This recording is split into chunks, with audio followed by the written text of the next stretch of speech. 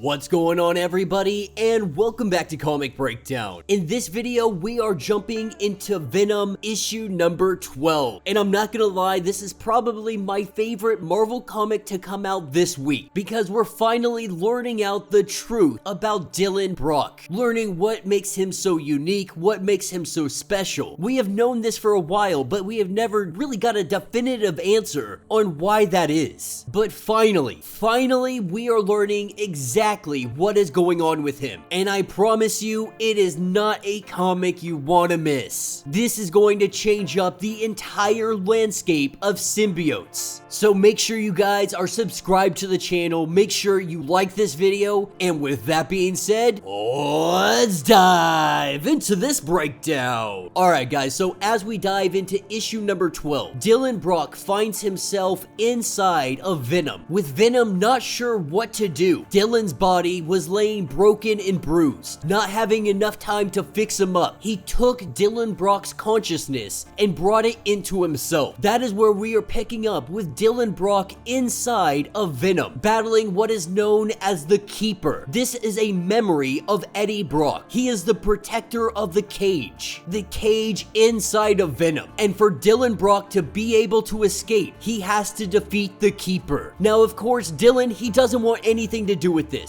As Venom sits here and attacks him, he is begging for him to stop, that he doesn't want to fight. But this memory, this Keeper, is letting him know that he will not face the truth that is up there if you cannot face the truth that is down here. The truth that Eddie Brock started all of this. He is the one that told him to bond with the symbiotes, raised him too naive to question any of his choices. Eddie Brock's mistakes, they stalk Dylan Brock with every step. His past and future are now both converging upon him, and Dylan Brock simply is not ready. And Dylan, in all of his frustration, forming that knife arm, he comes up and he cuts the Keeper, a deadly and fatal blow, with the Keeper bleeding out.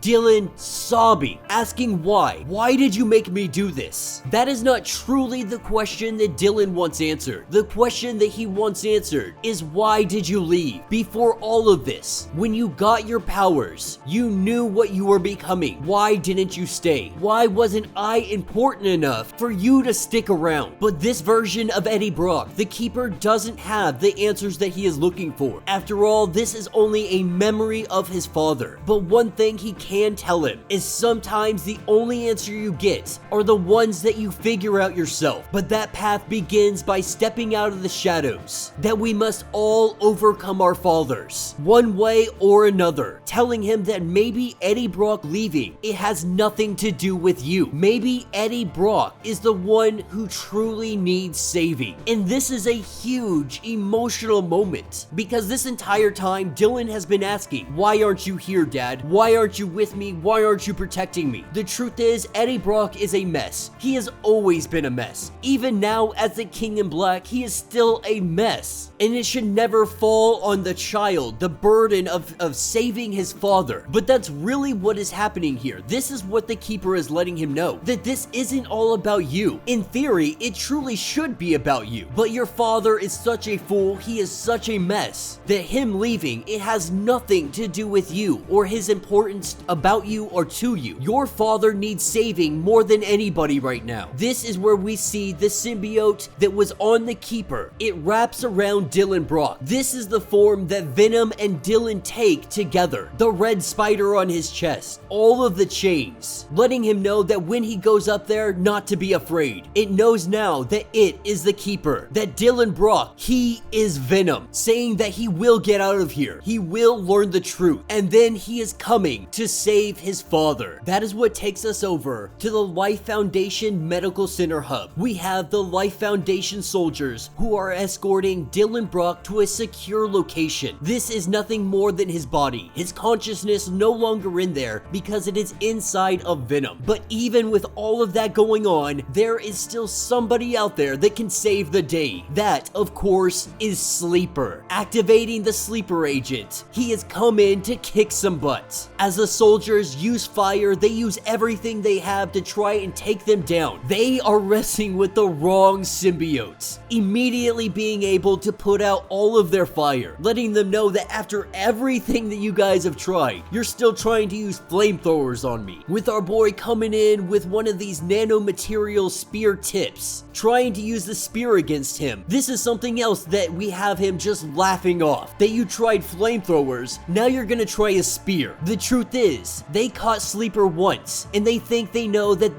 they know how everything works with him. He is going to give them a little bit of an insight into exactly what is going on, that they are infinitely stronger than a host than without one. And even now, he is the most powerful symbiote that he has ever met, letting him know that if you come for Dylan Brock again, he will tear him apart one molecule at a time. And also letting him know that what he is fighting right now is nothing more than a simple copy of himself. That you guys at the Life Foundation, you believe you know everything about symbiotes. I'm here to educate you. I'm here to take you to school and show you that you have no idea what you are truly dealing with. Being able to grab Dylan Brock and rescue him. They take off in a helicopter. That is where we are taken deep inside the mind of Venom, with Dylan Brock making his way through here, trying to find what is at the very heart of this. Dylan believes that it is simply the truth on who he is and what he is. But when it asks him, he says that he is Dylan Brock, that he is Venom, that he knows who he is. The truth is, it is much more complicated than that. That he has known this entire time, that he is known from the very beginning, from the moment he was born, that when he bonds with a symbiote, this allows the symbiote to break away from the hive. It rips them from the hive. He can change his symbiote, not by thought, but by instinct, and reaching into the darkness. This is when Dylan grabs hold of it, with Dylan's body getting placed onto Venom, Sleeper doing this. At the same time, Dylan is breaking free. He has learned the truth. He learned exactly what he is. And rising up, we see Dylan holding the Necro Sword, and he has become Codex. And that will be the end of this issue. So let me know what you guys think down in the comments. A relatively quick issue, but man, is this thing packed with information. What we are learning is that Dylan Brock, he is the creation of not only Eddie Brock, but also Venom. He is a hybrid. This is not the first time that we have seen this. When Dylan and Eddie had gone to an alternate timeline, I believe it was Earth 1051 if I'm not mistaken, they saw this version of Dylan, but we never knew that it would come to 616. Grabbing hold of that Necro Sword, it gave him all the knowledge that he needed. You see, after the battle with the King in Black, Venom hid away that Necro Sword. Eddie Brock hid away the Necro Sword inside of Venom to keep it hidden, keep it tucked away. The truth is, Eddie Brock has always known the truth. That is why he hid the sword away, fearing of what Dylan might become, seeing that alternate version of Dylan. This was Eddie Brock's attempt to stop him from becoming Codex, but it was inevitable. It was always going to happen, and this just changed the game. Not really sure how this is going to impact things moving forward. We can only assume that it is going to have a huge ripple effect. So let me know your thoughts, let me know your theories. If you would like to get caught up on everything that has been happening with Venom, be sure to check out the link in my description as well as the top of this video. It is going to get you completely caught up on everything going on with this series. If you would like to support the channel, you can always do so by joining the channel membership, much like Patreon, having 5 different tiers, from $1 to $50, from loyalty badges to getting free comics every single month. Not only are you getting tons of perks in the process, but you are helping out the channel tremendously. Now, if you can't do that, do me a favor, subscribe to the channel, like this video, hit that notification bell, and with that being said, until the next breakdown.